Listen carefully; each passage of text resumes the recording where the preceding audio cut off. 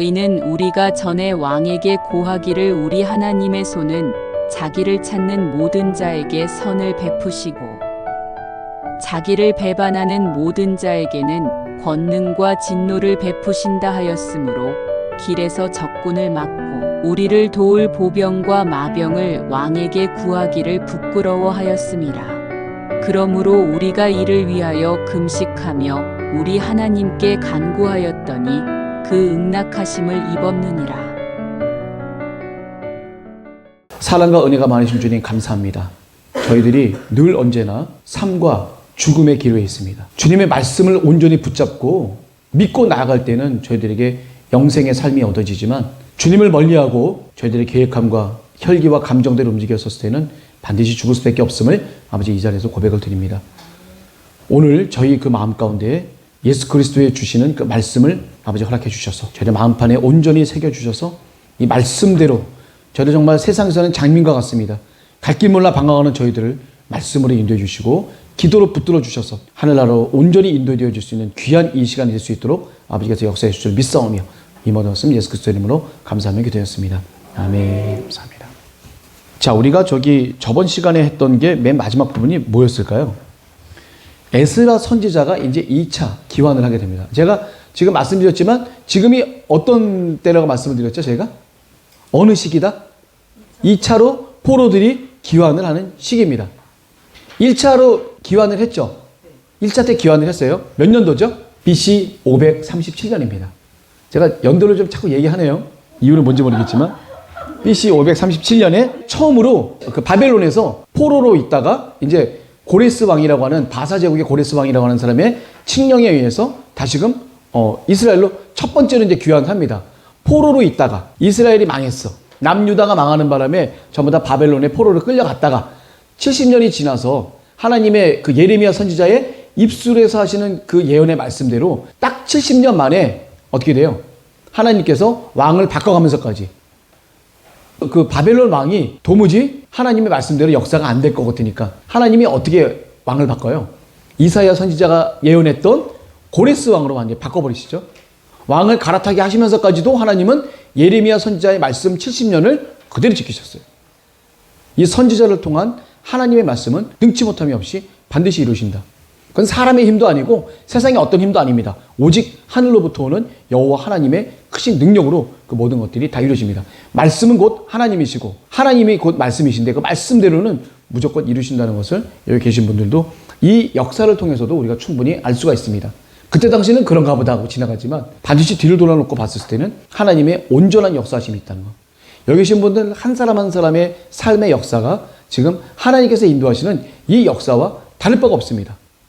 그냥 무대와 배경만 달라질 뿐이지 우리가 갖고 있는 한 사람 한 사람의 조그만 역사도 이 전체 세계를 움직이는 하나님의 역사 가운데 분명히 있는 역사이기 때문에 우리들 한 사람 한 사람의 역사는 아주 귀중한 거죠. 특별히 하나님께서 정말 들어주시는 우리 요엘에서의 한 분 한 분 사명을 감당하시는 우리 성도님들의 삶의 역사야말로 굉장히 귀중한 삶의 역사라고 볼 수 있습니다. 다 누가 주관해 주시냐? 여호와 하나님께서 주관해 주신다. 오직 하나님만을 믿고 따르시면 돼요. 이 에스라 학사님께서 오직 하나님만을 믿고 따르는 그 장면이 나옵니다. 조금 이따 말씀드릴게요. 자, 이제 망해서 이제 70년 만에 다시 돌아오는데 처음 돌아왔어요. 처음 돌아왔는데 돌아온 목적이 뭐예요? 고레스 왕이 왜 보냈어요? 너희 성전을 잘 지어라. 그리고 성전 짓도록끔 주변에 여기 가지는 않지만 옆에 있던 사람들은 어떻게 돼요? 돈으로 좀 도와줘라. 돈까지 받아서 여러 가지 그 물건들을 다 받아서 챙겨서 자기의 본국으로 오게 되죠. 오고 난 뒤에 성전을 짓게 되죠. 성전을 짓는데 기존에 있었던 이방 민족들 사람들이 그걸 좋아하지 않아. 왜 좋아하지 않을까요? 제가 저번에 말씀드렸는데 왜 안 좋아하죠? 기득권이 뺏기죠. 이미 이곳에서 여호와 하나님을 믿었던 이스라엘 민족은 아주 크게 번영해서 이 일대에서 자기네들조차도 다 조공으로 바쳤던 그런 위대한 나라였었어요. 다윗 왕이 있었고 솔로몬 왕이 있었던 아주 위대한 이스라엘 국가였었습니다. 그렇기 때문에 이들이 와서 여호와 하나님의 신앙을 다시 믿고 이제 나가기를 두려워하는 거예요. 이 사람들이 여호와 신앙을 믿고 점차 세력이 커져서 이제 자기네들은 다 쫓겨나고 조공까지 들어야 되는 아주 힘든 상황까지 갈 수 있다 보니까 이 사람들이 그렇게 원하지 않았던 거예요. 성전을 못 짓게 해서 결국 어떻게 돼요? 20년간 끌다가 20년 만에 성전을 갖다 짓게 되죠. 그리고 나서 성전 짓고 나서 어떻게 돼요? 저번에 보면 BC 516년에 성전이 완성이 되고 난 뒤에 에스라 학사가 사람들을 데리고 다시 사스다 왕의 조서를 갖고, 조서가 내용이 뭐예요? 저번에 했죠. 아주 파격적인 거죠.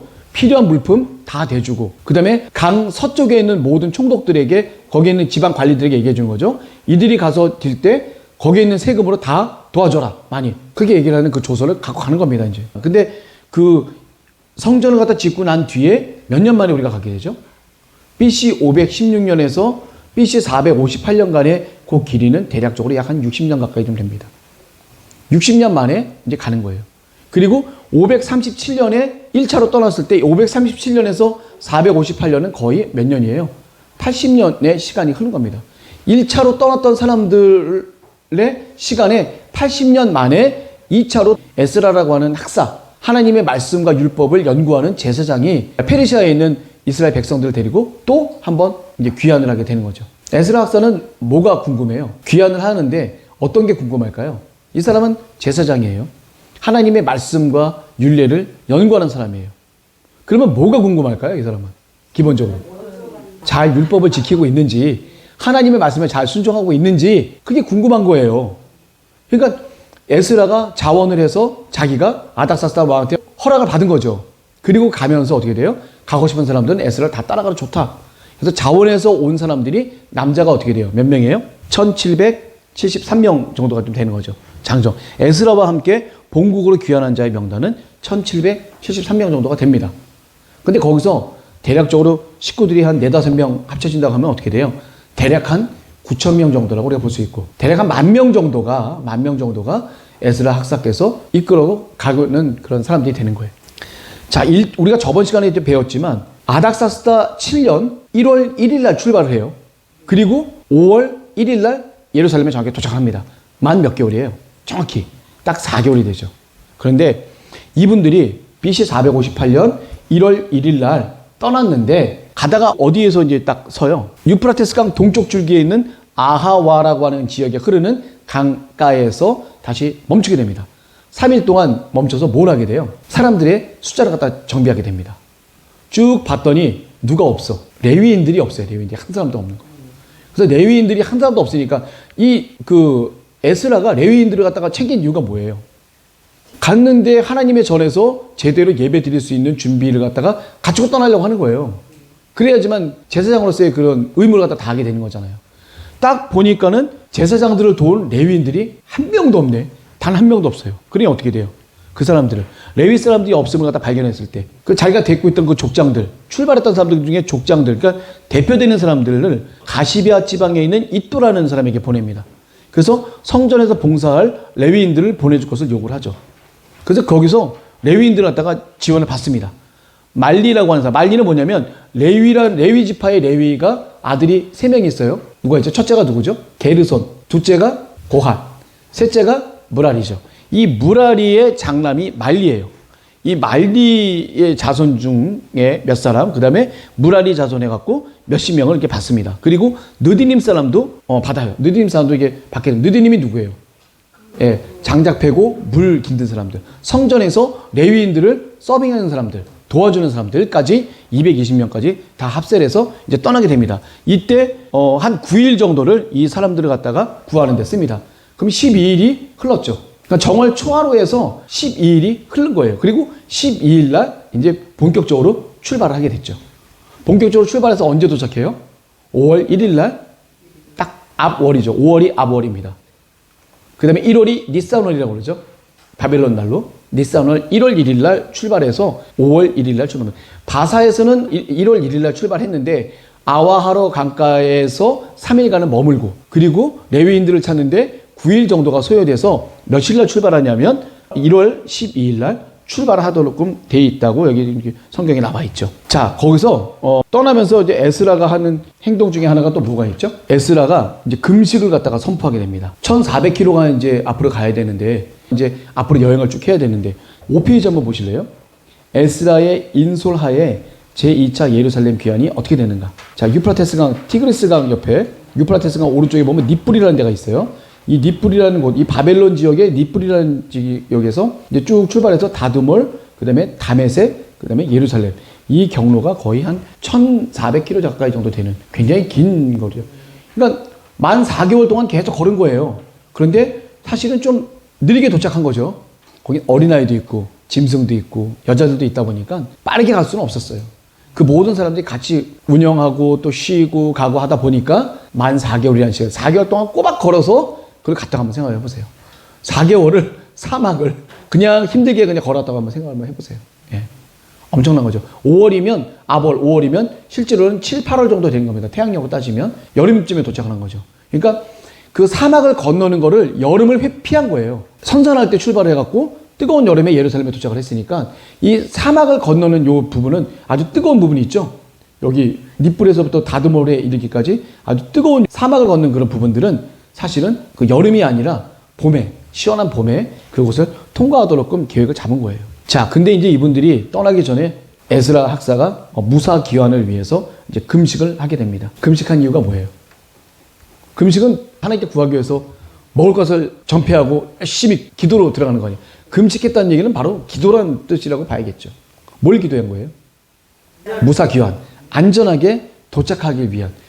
근데 사실은요, 이 에스라는 아닥사스다 왕에게 요구하는 거는 뭐든지 받아낼 수 있는 능력 있는 사람이었어요. 한마디로 하면 아닥사스다 왕이 에스라가 원하는 건 다 주는 사람이에요. 그러면 에스라도 사실은 어떻게 보게 되면 군대를 갖다 요구하면 그 사람들 지켜줄 수 있는 군인들도 바사 제국에서 파견을 할 수가 있었습니다. 실제로 느헤미야는 그 귀환, 3차 귀환할 때 바사 제국의 군인들이 호위하에 예루살렘으로 도착을 해요. 근데 에스라는 그게 아니었던 거예요. 우리 하나님이 함께 하시며 능치 못함이 없다는 것을 분명히 왕에게 얘기했기 때문에 이 페르시아 왕에게 그 군대를 요구하는 것조차도 굉장히 부끄러운 일로 여겼어요. 에스라 학사는. 꽉 맥혔죠. 하나님에 대한 믿음은 충만한데 그 제3자가 보기에는 좀 꽉 맥혔어. 저 한마디만 부탁하면 바사 제국의 훌륭한 군인들이 얼마든지 와서 잘 지켜주고 안전하게 보호해서 예루살렘으로 갈 수가 있는데 편안한 방법이잖아요. 근데 편안한 방법을 택하지 않고 이 에스라는 어떻게 돼요?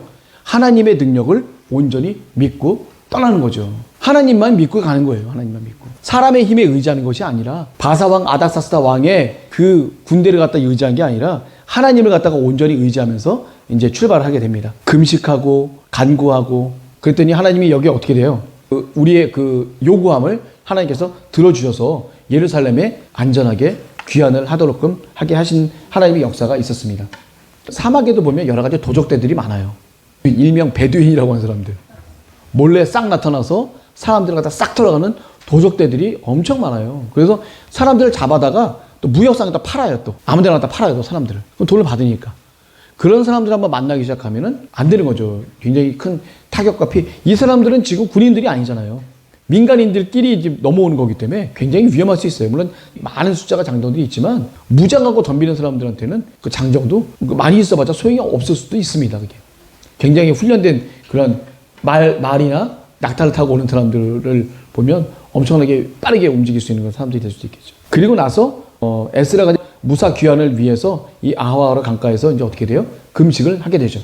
금식하고 기도하고 이제 떠나게 됩니다. 이제 그때 이제 제사장들 중에 세레비아와 하사비아와 그 형제들 10인 또 총 앞에서 12명에게 세우고 그들에게 아닥사스다 왕과 모사들이라고 하는데 이걸 모사를 뭐라고 그러죠 우리가? 참모들이라고 그러죠. 일종의 참모들 그리고 장관들 그런 사람들이 하나님의 전을 위해서 이스라엘 무리가 하나님의 전을 위해서 드린 은과 금과 기명들을 이제 달아서 줍니다. 그래서 하나님의 전에 드릴 만한 그런 예물들을 받아서 이제 에스라 학사가 받아서 가져가는 거죠. 그 아닥사스다 왕도 주고 참모들도 주고 장관들도 주고 그리고 거기에 남아있는 이스라엘의 백성들도 그 모든 것을 다 줍니다. 그걸 받아다가 가져가는데 얼만큼 받았냐? 양을 보니까 은이 650달란트. 그러니까 22톤 정도 돼요. 은 22톤 정도. 그리고 은 그릇이 100달란트. 3.4톤 정도 되죠. 100달란트 정도 되면. 그리고 금 100달란트면 3.4톤 정도 됩니다. 그것도. 그리고 전체 무게가 1,000다리. 그러니까 8.4kg 정도 되는 그 금 그릇을 한 20개 정도 받고요. 그리고 금처럼 빛나는 귀한 놋이라고 하죠. 선홍색 굴이라고 하는데 그 그릇 2개도 같이 받습니다.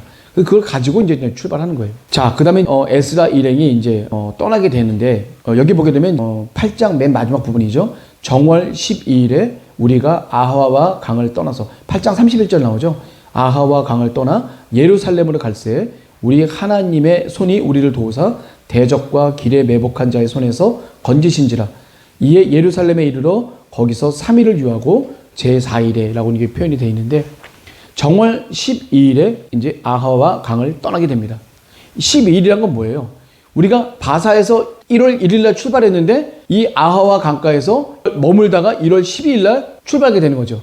근데 제가 앞에서 말씀드렸어요. 3일 동안은 쉬면서 계수를 하고 나머지 9일은 뭐예요? 레위인들을 갖다가 찾는 데 쓴 거에다가 이제 온전히 금식 기도를 하면서 이제 출발하는 거죠. 이제 금식 기도 하고 나서. 그 기간이 약 12일 정도가 걸렸습니다. 그러니까 실질적으로 처음에 그 바사 제국에서 떠난 거는 만 4개월인데 실제로 아하와 강가에서부터 출발해서 예루살렘에 도착한 기간은 3개월하고도 18일 정도 되는 거죠. 12일이 빠진 그 개월이 되는 거예요.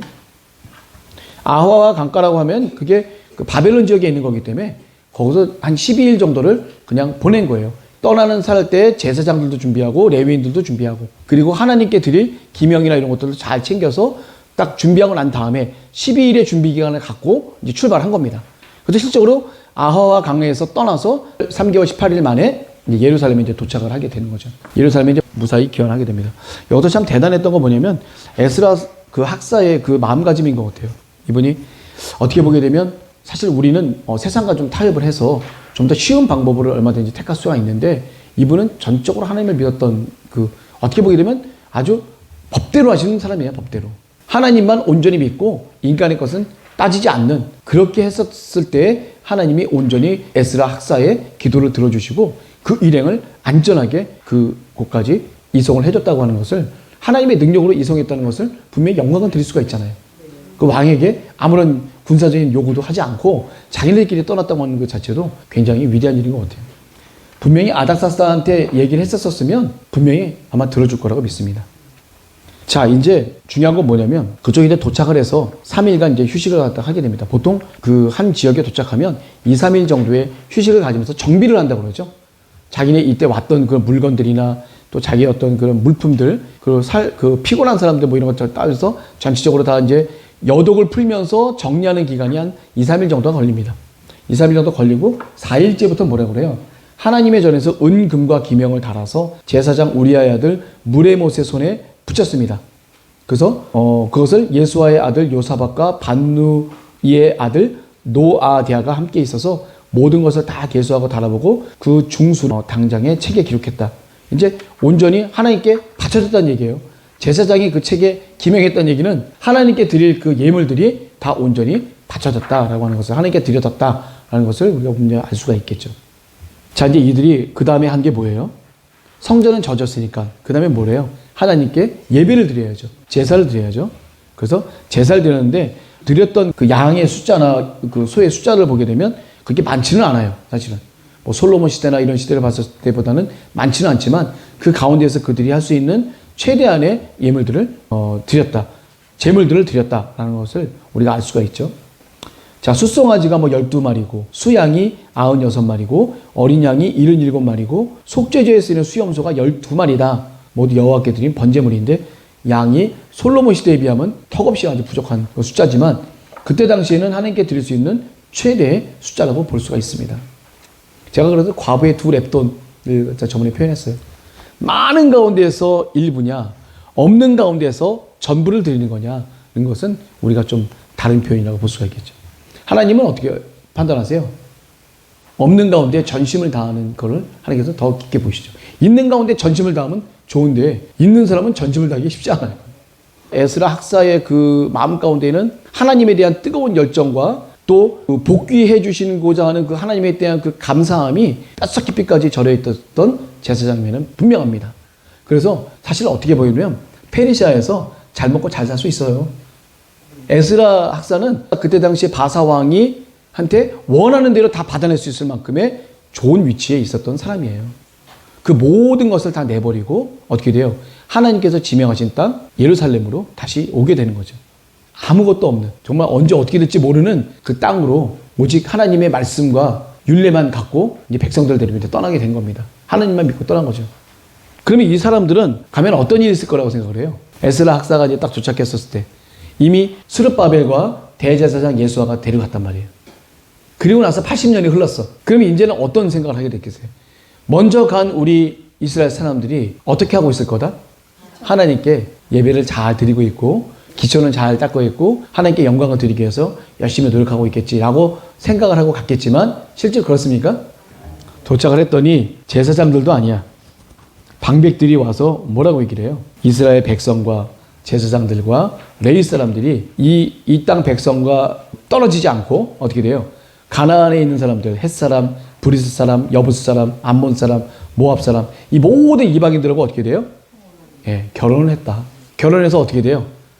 그곳에 있는 많은 이방인 신들이 이제 이스라엘 민족 안으로 들어와서 아주 잡신들이 혼용이 되는, 이것 때문에 지금 어떻게 돼요? 이스라엘이 망했잖아요. 하나님이 뭘 하지 말라고 그랬어요? 나 이외에는 절대 다른 신을 섬기지 마라. 그게 가장 우선적인 거였잖아요. 그렇게 하지 말라고 처음에 모세님부터 시작해갖고 누누이 얘기했던 게 무상 숭배하지 말고 절대로 이방 사람들과 같이 교류하지 말고 결혼하지 말고 서로 통용하지 마라. 왜? 그런 가운데 어떻게 돼요? 이방신들이 나도 모르게 들어와서 자연스럽게 이방신을 섬기고 있는 그런 사람이 될 수밖에 없는 거겠죠. 이방신이 들어왔는데 나는 믿음을 지킬 수 있잖아. 그죠? 난 이방신이 들어와도 믿음을 지킬 수 있는데 왜 그러면 그 사람들하고 교류와 협력을 하지 말라고 했을까요? 처음에는 하나님의 말씀을 믿어야 돼요. 이것도 안 되고 저것도 안 돼. 그러다가 막 하다 보면 이렇게 너무 급할 때 어떻게 돼? 그래, 어쩔 수 없다. 요거 하나 하자. 너무 급할 때 어떻게 돼? 요것도 한번 하자. 한 번 하기 시작하면 어떻게 돼? 그다음부터 편해지고 쉬워지고 그다음부터 당연하게 되는 거예요. 그래서 여기 말씀해 보게 되면 에스라 학사처럼 정말 몸부림치면서 자기를 갖다가 가해를 해가면서까지 사람들에게 깨우치지 않으면 어떻게 돼요? 사람들은 깨어나지 못해요. 여기 보세요. 제사장들과 레위인들이 다 이미 이방 여인으로고 통혼을 한단 말이야. 이방 여인하고 같이 결혼하고 자기 딸을 갖다 이방 여인에게 주고 이방 여인을 데려와서 자기 며느리를 삼는단 말이에요. 그럼 온갖 잡신들이 이스라엘 민족 공동체 안에 다 들어올 거 아니에요, 지금. 그러면 하나님이 원하시는 그 모습이 절대로 될 수가 없죠. 이미 그런 것들로 인해서 이스라엘이 망해서 70년간 포로로 끌려갔다가 인제서야 하나님이 회복이 되는데 회복돼서 어떻게 돼요?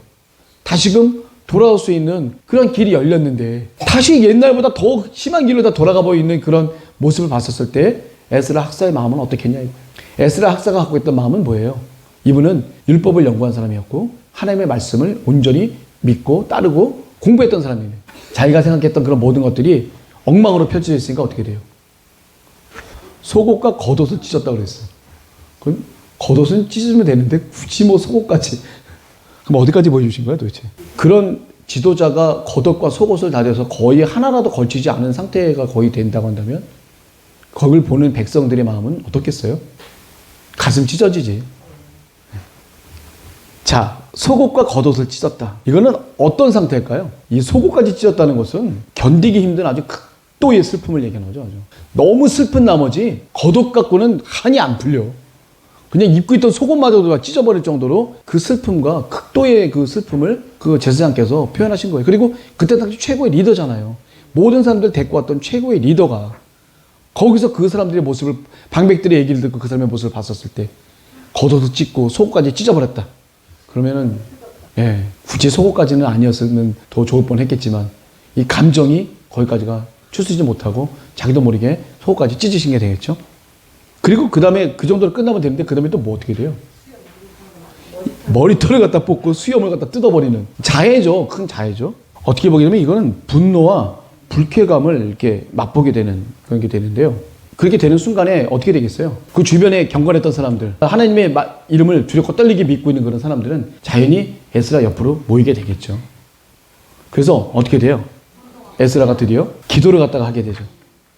그 에스라 학사가 저녁에 제사를 드릴 때 상번제를 드려요. 아침과 저녁에 희생 제물로 상번제를 드리는 거 아시죠? 아침과 저녁마다 꼭 속죄하는 의미에서 상번제를 갖다 드립니다. 그 말씀에 보게 되면 말씀을 인하여 떠는 자라고 그랬어요. 그런 사람들이 에스라 옆에 다 모이게 됩니다.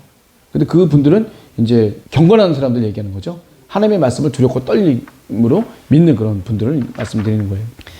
에스라께서 통곡을 하죠. 이제 통곡을 하고 무릎을 꿇고 속옷과 겉옷을 찢은 대로 다른 옷을 갈아입은 것도 아니라 그 상태에서 무릎을 꿇고 하나님께 두 손을 들고 이제 기도를 하게 됩니다.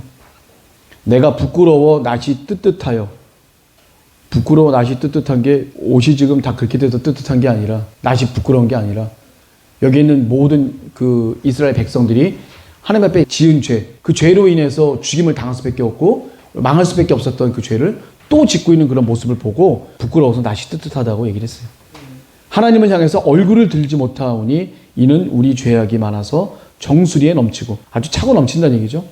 우리의 허물이 커서 하늘에 닿게 될 정도로 우리의 허물이 큽니다. 그리고 오늘까지 우리 죄가 이렇게 심해서 우리를 죄악으로 인하여 우리 왕들과 우리 제사장들을 열방의 왕들의 손에 붙이셔서 칼에 죽으며 사로잡히며 노략질을 당했다. 얼굴을 부끄럽게 하심이 오늘날 같다. 실제로 그 남왕국과 북왕국 시절에 많이 우리가 호되게 당했죠. 그분들이. 대체적으로 어떨 때였을까요? 북왕국 이스라엘에 므나헴이라는 왕이 있어요. 말기쯤에 아스루 왕 불에 의해서 그리고 또 베가라는 왕이 있습니다. 북이스라엘에. 그는 아스루 왕 디글라 빌레셀에 의해서 수모를 당하게 되죠. 마지막 호세아는 어떻게 돼요? 아스루 왕 살마네셀에 의해서 결국은 북이스라엘이 멸망을 하게 되죠. 아스루에게. 네. 멸망을 당하거나 수치를 당하거나. 그리고 남유다는 어떤 게 있어요? 므낫세가 어떻게 돼요? 아스루 왕 아술 바니팔에 의해서 어떻게 끌려가서 좀 치욕을 갖다가 당하게 되죠. 또 같은 그 여호아하스도 바로 왕 느고에 의해서 이게 치욕을 당하게 되고, 여호야긴, 시드기야, 마지막 세 왕이죠. 바벨론의 누구예요? 느부갓네살에 의해서 치욕을 당하고 끌려가고 수치를 당하고 결국 또 죽음까지도 당하게 되는 그런 일을 당하게 된 게 왜 그런 거예요? 하나님 앞에 죄를 졌기 때문에 그런데. 하나님 앞에 죄를 진 게 뭐예요? 하나님의 말씀을 어긴 게 죄잖아요. 하나님이 하지 말라고 한 걸 한 거잖아요. 가나안에 들어가서 결코 그들과 같이 교류하지 말고 결혼하지 말고 결국에는 나 외에 다른 신을 섬기게 될 텐데 그렇게 돼서는 절대 안 된다라고 이렇게 말씀해 주신 거예요. 근데 어떻게 돼요? 그런 모습들이 막 자행되고 있으니까 에스라가 어떻게 돼요? 온 옷을 다 찢어 발기고 머리털을 뽑고 수염을 갖다 뽑고 막 온 몸을 돌이치면서까지 회개하는 거예요. 지도자가. 그런 옆에 있는 사람들이 얼마나 황송하고 죄송해요. 그래서 어떻게 돼요?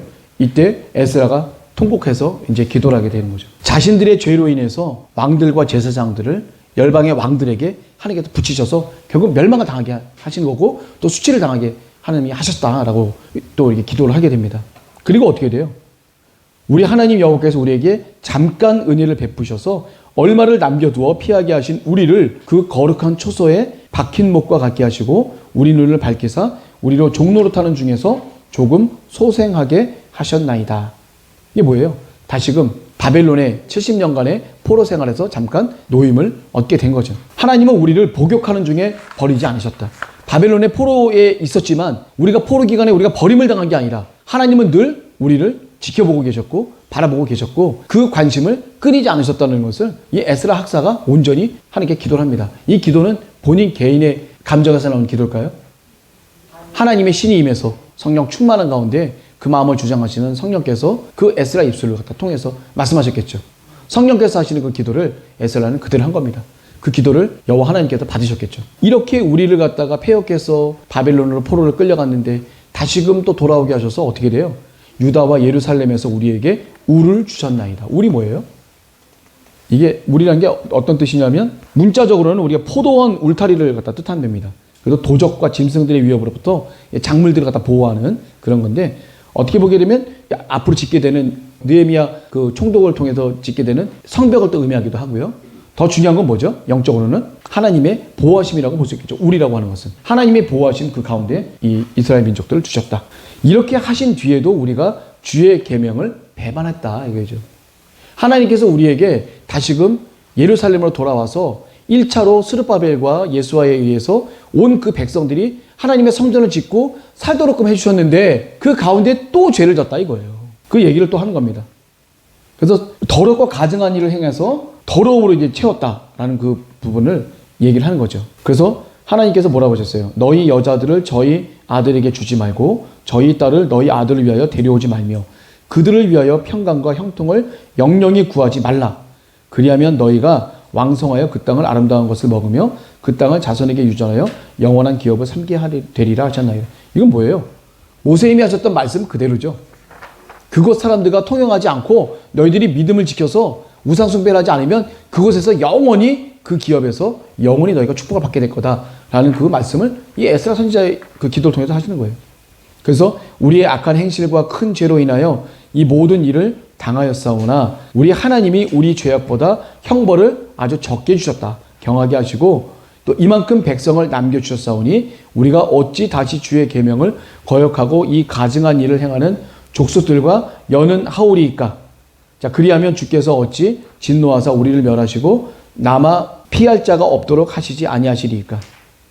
자, 이스라엘 하나님 여호와여, 주는 의롭습니다. 우리가 남아 피한 것이 오늘날과 같은데 도리어 주께 범죄하였사오니 이로 인하여 주 앞에 한 사람도 감히 서지 못하겠습니다.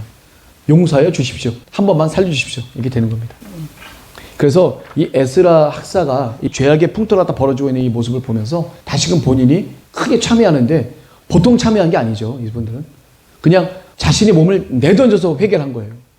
우리 다음에 좀 공부하겠습니다만 이 10장에는 어떤 일이 벌어질까요? 에스라가 어떻게 돼요? 울며 불며 기도해서 막 죄를 갖다 막 자복하게 되죠. 이제 막 자복하게 될 때 거기 있는 무리의 백성들 중에 여히엘의 아들 스가냐가 에스라에게 이렇게 얘기합니다. 우리가 우리 하나님께 범죄하여서 이 땅 여자를 취하여 아내를 삼았으나 이스라엘에게 오히려 소망이 있나니 이게 뭐예요? 다시금 이 모든 아내와 그 소생들을 다 내어 보내기로 우리 하나님과 언약을 세우겠다. 율법대로 우리가 반드시 순종하겠습니다. 여기 있는 사람들이 다 감동한 거예요. 마음이 변화가 되고 결단한 거예요.